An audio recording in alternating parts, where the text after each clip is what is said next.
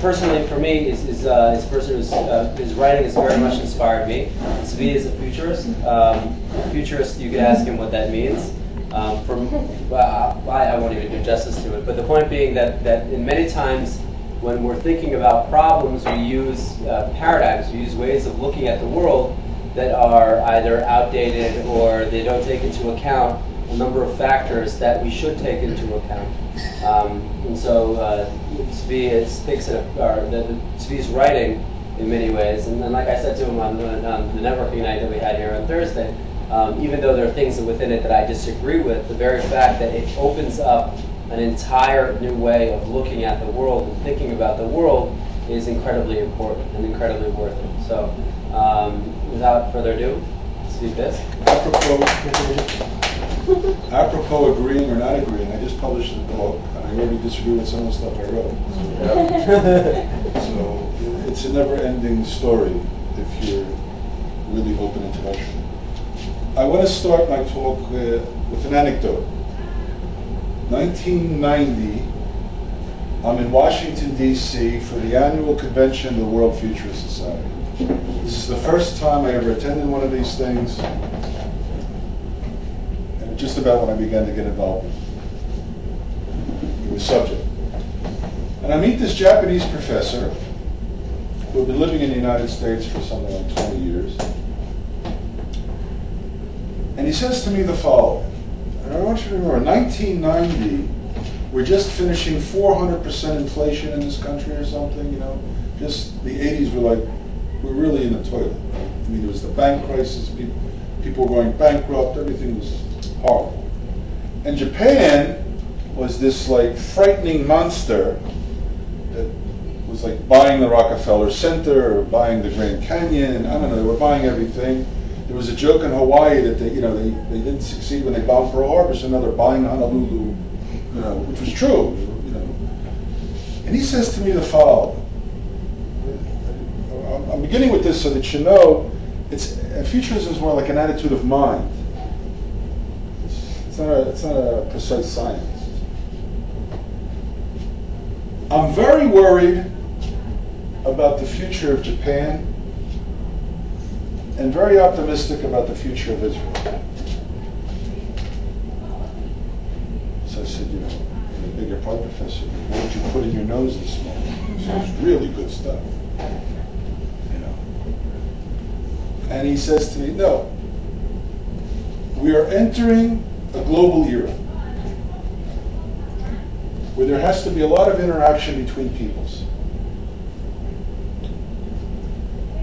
Nobody understands the Japanese, and the Japanese don't understand anybody else. I mean, if you want an Am Levato Yishkon, it wasn't the Jews, it's the Japanese. You know, and just as an example, they did a poll in Japan and said, what was the most important event of the 20th century? They said 70% said the death of the Keisar, you know. Show how provincial. The Jews, on the other hand, come from every country and every culture in the world. Their entire history is one of adapting to changing cultures in real time. Speak every language in the world. Are dominant all over the world in communications, in media, in non-tangible services.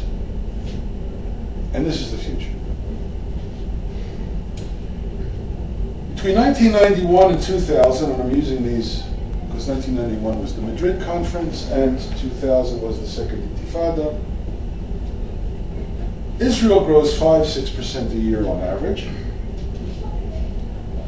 absorbs over 1 million Rolim, grows its economy by 40%, in other words, they grow their population by 25%, grows its economy by 40%, and becomes in the world known as Silicon Valley.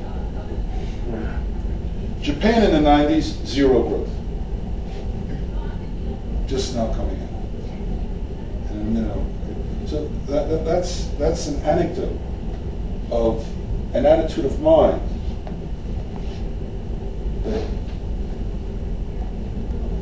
And we're talking about somebody who comes from a culture which is quite nationalistic, quite chauvinistic, the Japanese are not known for their liberal attitude towards other people, but this is a man that could not, of course he lived in America for over 20 years, so you have some kind of openness that's attached to that. But that was a lesson. You can look at what is, and then you can look at, okay, well, what are the possibilities?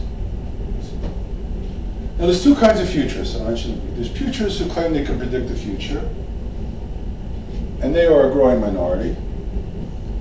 Because I said if I could predict the future, I wouldn't be lecturing and writing for a living. I'd be paying hedge funds and living on some tropical island.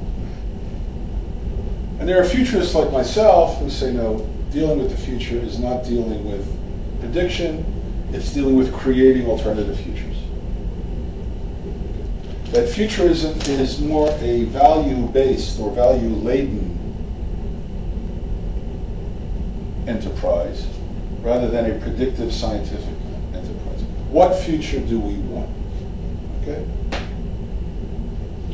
Okay. Since I was asked to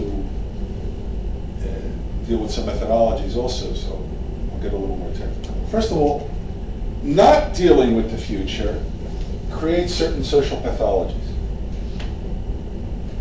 By not seeing the, like today you have this movement in the world, the anti-globalization. It's got to be the most ridiculous thing in the world. What do you mean anti-globalization? We've had globalization since the Roman Empire. We had globalization since the Mongol Empire.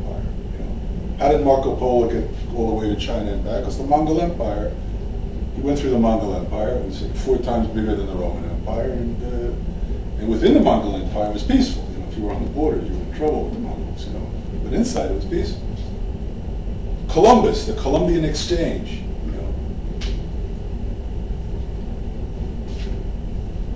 What do you mean? The world has always been globalized. Now you can tell me, okay, well, I want more justice, fine. More environmental concern, fine. We want to modify where it's going, globalization. But no, I'm anti-globalist. I'm anti-globalization. I say I'm anti-gravitation. Doesn't mean anything. Or something a little less humorous, the increased rate of suicides amongst teenagers in the Western world. We have some problems in our educational system. We educate kids 12 years about the past, expecting them to be good citizens in the future. And I think that's what is the fundamental person? There's a difference between education and scholarship. Education deals with preparing people to be citizens, to be mensch, to be human beings. Scholarship is to find out where you screwed up. And so it's a different thing. So education needs myth. Education needs things that are not actually factual. If Trumpeldor really said it's good to die for my country or not, they have these scientific researches on did he really say that? Well, anybody who's ever been in a battle and seen somebody shot in the stomach knows he probably didn't. So what? You need myth for education. And if you have children who cannot visualize themselves, to use some Maslow phrase, self-actualizing in the future, and they enter into a state of despair, because they cannot picture, they cannot envision. We do not teach them to envision themselves in a fruitful future, then more and more of them, they either commit suicide outright or they commit suicide indirectly, dope, all sorts of crap.